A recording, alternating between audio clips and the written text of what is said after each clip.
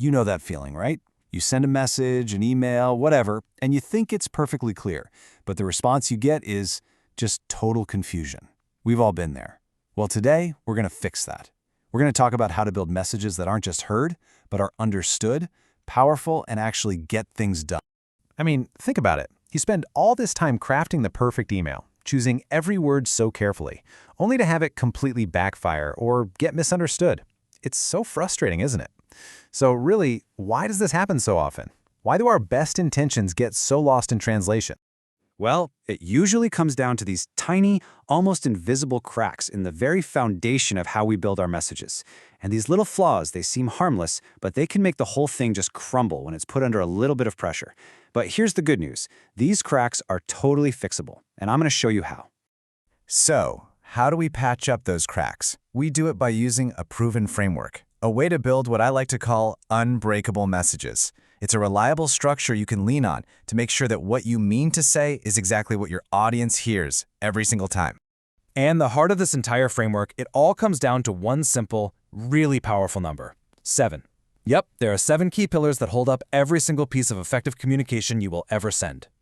And here they are, the famous 7 C's of communication. We've got clarity, conciseness, concreteness, correctness, completeness, courtesy, and consideration. Each one is a pillar, and each one makes your message that much stronger.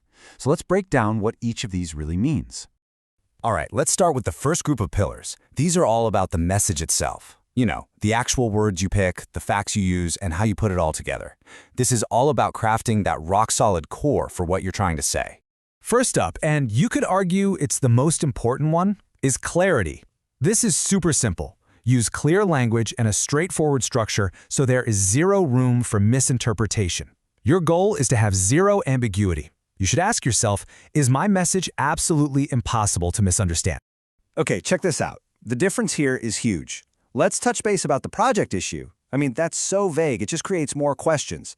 But let's meet at 10 a.m. to discuss the budget deficit on the Alpha project. Now that is crystal clear. It's specific, it's actionable, and honestly, it respects everybody's time. Next up, building right on top of clarity, is our second pillar: conciseness. This is all about being brief, getting straight to the point. Every extra, fluffy word you throw in is just another chance for your audience to get confused or, let's be honest, to just get bored and tune out.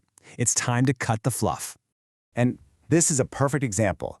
Due to the fact that. That's just a wordy, weak way of saying because.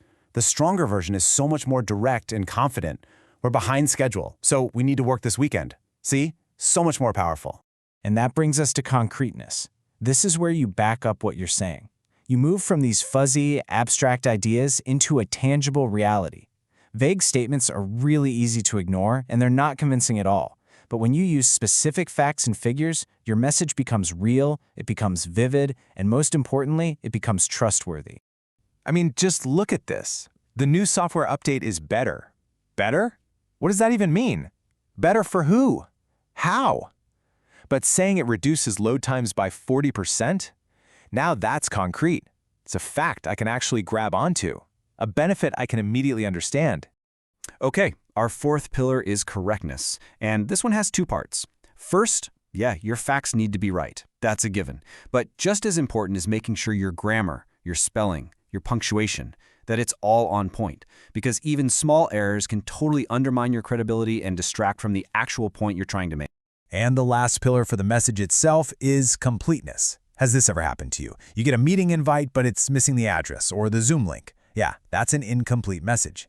A complete message thinks ahead.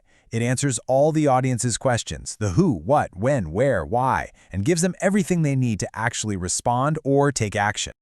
Okay, so we've built the solid core of our message, but a message is pretty useless if it doesn't actually connect with the person receiving it, right? And that brings us to our next set of pillars, which are all about the audience. So let's talk about courtesy. Now, this sounds pretty basic, but it is absolutely crucial. Your tone can be the one thing that decides if you're having a productive conversation or just a defensive argument. Keeping a professional, respectful tone, even when you're talking about tough subjects, is just non-negotiable. And here's the key thing to remember. A courteous tone doesn't just make the other person feel good, it also reflects positively on you. It shows your professionalism. You're building bridges, not burning them down. It's a total win-win. Our final pillar, and maybe the most important one, is consideration. This goes way beyond just being polite. This is about actually stepping into your audience's shoes before you open your mouth or start typing. Think about their background, their perspective. What are their concerns? How is this message going to land with them emotionally?